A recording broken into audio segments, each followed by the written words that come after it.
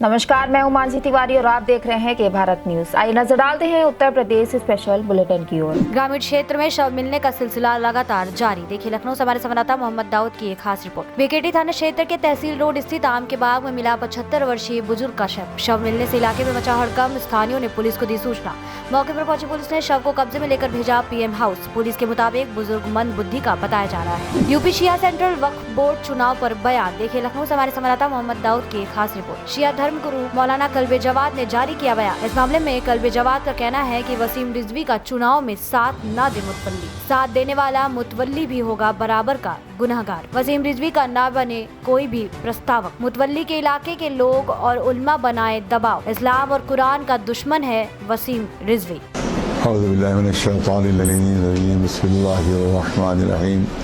क्योंकि शिया वक्फ बोर्ड का जो इलेक्शन वो भी करीब है और पता ही चला है कि ये जो पुराना जो चेयरमैन रहा है जिसने बेइंतहा बेईमानियाँ की है, करोड़ों की बेईमानियाँ की हैं, और अब तो सेंट्रल वक्फ बोर्ड की रिपोर्ट भी आ गई है कि इसने बहुत ज़्यादा बेईमानियाँ की हैं।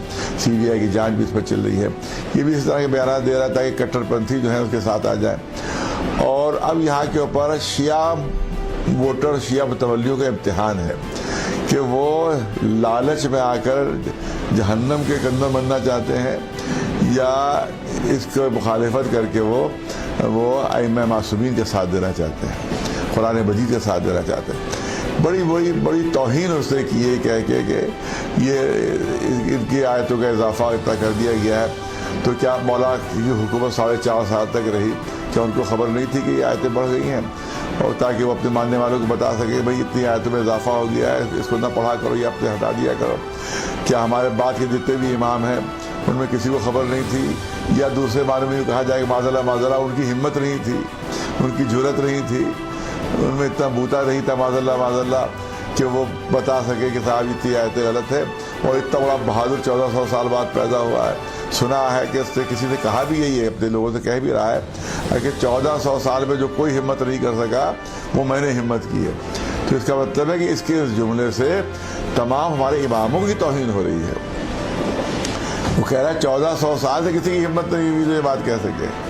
आज मैं कह रहा हूँ ये बात, तो इसमें तमाम माज़ल्लाह इमाम भी शामिल हो गए, इसमें मौला अली भी शामिल हो गए, इसमें हमारे 11 इमाम भी शामिल हो गए। सबको शामिल करके वो मरहूस जो है, वो मलून जो है, और नुत्फ़ा शैतान जो है ये बात कह रहा है उधर।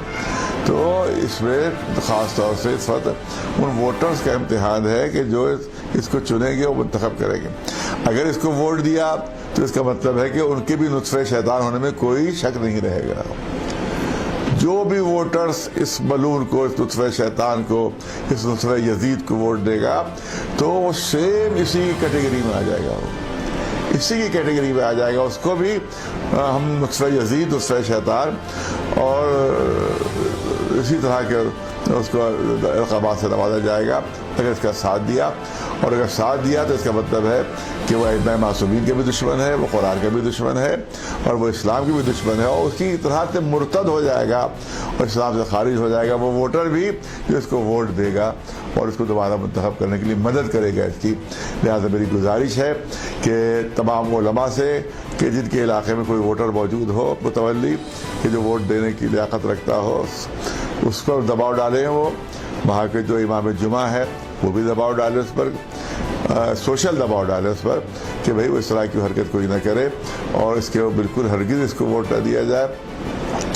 और इसी तरह से वहाँ के जो उलमा जो अंजुमने हैं वो भी दबाव डाले उन वोटर्स पर, उन मतलब इंशाअल्लाह वो लिस्ट जो है वो शाये कर दी जाएगी कि किनके इलाक़े में कौन कौन वोटर हैं, ताकि वहाँ की पब्लिक को भी मालूम हो जाए कि कौन वोटर है। उनको सोशल दबाव पर डाला जाए कि अगर तुमने इनका साथ दिया तो हम तुमको उसी की कैटेगरी में बांध देंगे जिस कैटेगरी में वो मलून और शैतान है। और उसी तरह से उस वोटर का भी बाइकाट किया जाएगा, उस मुतवल्ली का भी बाइकाट होगा कि जो जिस तरह से शैतान के, इस मलून का और इस खबीस का, इस मुर्तद का जिस तरह से बाइकाट हो रहा है, इसी तरह से उनका भी बाइकाट होगा। लिहाजा तमाम उलमा से हमारी अपील है, ख़ासतौर से जो इमाम जुमा है हज़रात से भी अपील है कि वो अपना वीडियो जारी करें, अपने बयान जारी करें, वो अपने अखबार में बयान दें कि इसको हरगिज़ दोबारा मुंतखब नहीं होना है और हरगिज़ दोबारा नहीं आना है। एक ने भी एक वोट अगर दे दिया तो इसका मतलब है कि वो भी मुर्तद हो जाएगा, वो भी शैतान की औलाद हो जाएगा, वो भी लुत्फ़ यज़ीद हो जाएगा अगर एक ने भी वोट दिया, और वो भी उसी तरह से इमामों की तौहीन के मुर्तकिब हो जाएगा और कुरान की तौहीन के मुर्तकिब हो जाएगा जिस तरह से इससे इमामों की तौहीन। कितना भयानक जुमला ऐसे कहा है ये कि बहुत मशहूर हो रहा है। लोग बता रहे कि 1400 साल में किसी की जरूरत नहीं हुई कि इतनी सच्चाई को बयान कर सके। मुझको जरूरत हुई है, मुझको हिम्मत हुई कि मैं ये बयान करूँ, सच्चाई को दुनिया सामने पेश करूँ। इसमें मलून ने तमाम इमामों की तौहीन कर दी है हमारे, इसमें तईम मासूमीन की तौहीन की इस मलून ने। वो कौन मौलवी मनहूस हैं कि जो छुप के इसका साथ दे रहे, कैसे मनहूस हो, जो सूरतन तो मनहूस है ही, सीरतन भी मनहूस है मुकम्मल। तो ये सब जो साथ दे रहे हैं ये सिर्फ लालच में कि कहीं हमारी तौलियत न चली जाए, इस लालच में। दूसरी है कि हमारे बोझ में दे उसकी हिमायत कर रहे हैं, बोझ में दे रहे हैं, हिमायत कर रहे हैं उसकी। जिस तरह से बोझ अहले बैत अलैहिस्सलाम में बनी उमय्या और बनी अब्बास ने दुश्मनियाँ की, उसी तरह से ये हरकत भी यही कर रहे हैं कि सिर्फ बोझ और दुश्मनी में और कीने और अदावत में उस मलून का, उस मरदूद का, उस दूसरे शैतान का बाद मौलवी भी साथ दे रहे हैं। वो भी इससे भी अंदाज़ा हो जाएगा, वो सारे मौलवी भी इंशाअल्लाह लुत्फ़े शैतान ही साबित होंगे, जो हल्का सा भी इसके लिए साथ देंगे और हल्की से भी इसकी हमदर्दी करेंगे।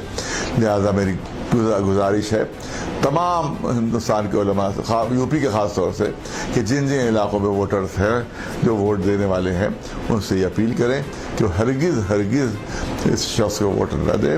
और कोई प्रस्ताव होता है कि कम से कम 1 या 2 मुतवल्ली ज़रूरी होते हैं कि जो प्रस्ताव पेश करें, नाम पेश करें।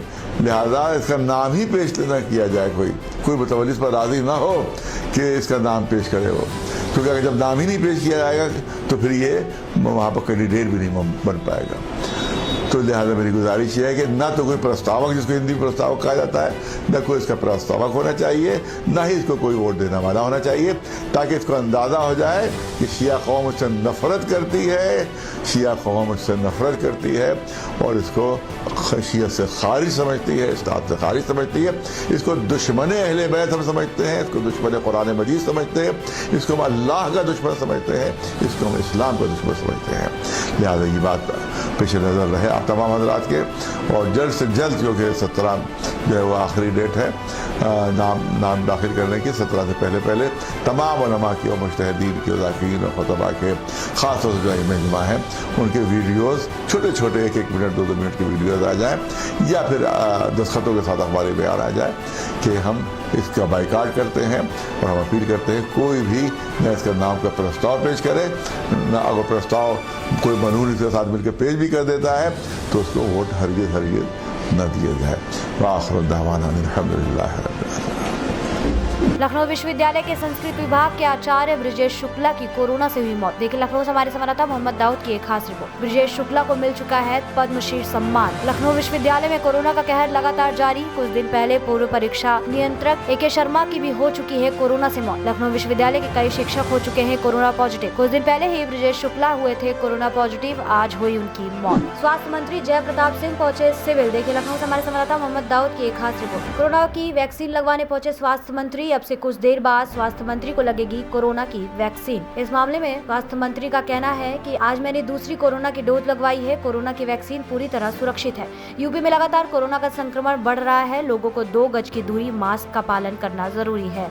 कुछ लोग दोनों डोज लेने के बाद भी संक्रमित हुए हैं। कोरोना की दोनों डोज लेने के बाद भी एहतियात बरतना जरूरी है। यूपी सरकार जनता के हित में लगातार काम कर रही है। आगे देखिए क्या कहना है स्वास्थ्य मंत्री जय प्रताप सिंह का। सर, आज कोरोना की दूसरी वैक्सीन आज आपने लगवाई है। लगातार उत्तर प्रदेश में मामले भी बढ़ रहे हैं, क्या जनता से अपील करते हैं? लेकिन लगाने वैक्सीन आने के बाद भी, जब से वैक्सीन हमारे देश में निर्मित होती है, जब से हेल्थ वर्कर, फ्रंटलाइन वर्कर 60+, 45, 59, 45+ कि जितने भी श्रेणी के लोग लग रहा है, उसके बावजूद भी हम बार बार अपील करते हैं जनता से कि अपना मास्क पहनना जरूरी है, 2 गज दूरी रखना जरूरी है, हैंड वॉशिंग करना, समय पर घर में सफाई रखना, ये बहुत ही आवश्यक है। जिससे अभी इतना टाइम रहेगा उसको कंट्रोल करने के लिए ज़्यादा से ज़्यादा संख्या में लोग लगाए, ये हमारा अपील है। वैक्सीन को लेकर उसको लेकर आम जनता से क्या अपील करना चाहेंगे? वैक्सीन को लेकर सर वैक्सीनेशन कराने के बाद भी महानिदेशक स्वास्थ्य कोरोना संक्रमित पाए गए, इसको लेकर क्या कुछ कहेंगे? देखिए, वैक्सीन लगने के बाद जिन कम संख्या में जिन लोगों को भी हुआ है, महानिदेशक को हुआ है, हमारे सिविल हॉस्पिटल में एक डॉक्टर को लगाया, एक आध केसेज आए हैं, ये बहुत ही मिनिमल लेवल पर है। ये एक जैसे आपको सामान्य फ्लू हो जाता है, सर्दी जुकाम हो जाता है, उस तरह का है और बाकी इसमें कोई सिम्टम कोई खास है नहीं, तो वो एक बचाव भी तरीका है। दूसरी बात मैंने पहले भी कहा था कि जब वैक्सीन निकलता है और उसका जब गुणवत्ता पर हमारे जो ड्रग इन्फोर्समेंट वाले जो करते हैं 81% एफिकेसी होता है। 81 माने कि 100 में से 81% पूर्ण रूप से सुरक्षित रहेंगे, बाकी 19 भी पूरा सुरक्षित रहेंगे, बट वो थोड़ा बहुत अपने बॉडी के टेम्परेचर के हिसाब से सर्दी जुकाम के रूप में आ सकता है, उससे ज़्यादा नहीं आएगा। सर एक सवाल है प्रयासों के बावजूद भी लखनऊ सबसे नंबर 1 पर है। सरकार इतना प्रयास कर रही है, क्या संदेश देना चाहते हो और किस वजह से लखनऊ नंबर 1 पे आ रहा है? लखनऊ में लगभग 35% लोग बाहर से आते हैं, पूर्वांचल से ज़्यादा करके अपना ट्रीटमेंट करने आ रहे हैं, उनको ही वहाँ हॉस्पिटल में जब उनकी टेस्टिंग होती है अधिकांश लोग वहाँ निकल जा रहे हैं। और ये तब से हो रहा है जब से ये पंचायत चुनाव शुरू हुए, होली के समय में भी मिला जुला के वहाँ मुंबई से महाराष्ट्र से बहुत सारे लोग वापस आते हैं। इस समय अमूमन वैसे भी होली के लिए और कटाई के लिए आते हैं, गेहूँ कटाई के लिए। पंचायत चुनाव का आकर्षण अलग है, इसको लेके काफ़ी संख्या में लोग इसमें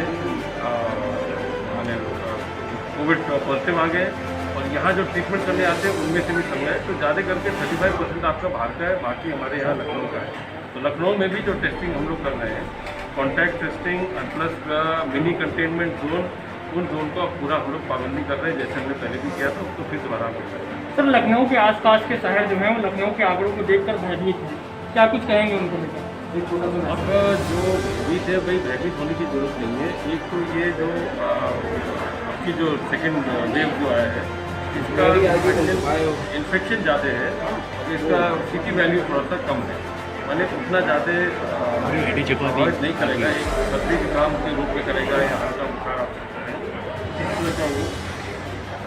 हो सकता है। सर एक सवाल है, इसलिए आपका लखनऊ, प्रयागराज, वाराणसी, गोरखपुर जो बड़े बड़े शहर पिछले बार भी इफेक्टिव थे, कानपुर वो फिर उसी लेवल पर आ रहे हैं। तो जो भी प्रबंध हमने पहले भी किया था, अभी दोबारा भी उसका प्रबंध किए और मेन हमारा सबसे बड़ा हथियार हुआ है कि हम कॉन्टैक्ट ट्रेसिंग एक व्यक्ति के ऊपर लगभग 20 से 25 कॉन्टैक्ट ट्रेसिंग जब करते हैं तब चेंज होता है। ये हम लोग सुनिश्चित कर रहे हैं कि हर एक जनपद में हर एक डॉक्टर हमारा यही है। सर कंटेनमेंट जोन की बात अगर करें तो राजधानी में जहाँ पर भी इस तरह के केसेज मिल रहे हैं वहाँ पर पूरी तरह से कंटेनमेंट जोन घोषित किया जा रहा है, लेकिन जब जमीनी स्तर की बात करें तो वहाँ से पहले दिन तो सील कर दिया जाता है, लेकिन उसके बाद लापरवाही देखने को मिलती है। थोड़ा सा फिर वो कहा गया था, ये जिला स्तर पर जो प्रशासन के साथ मिलकर हम लोग काम कर रहे हैं। ऐसी तमाम खबरों के लिए बने रहिए हमारे साथ और देखते रहिए के भारत न्यूज।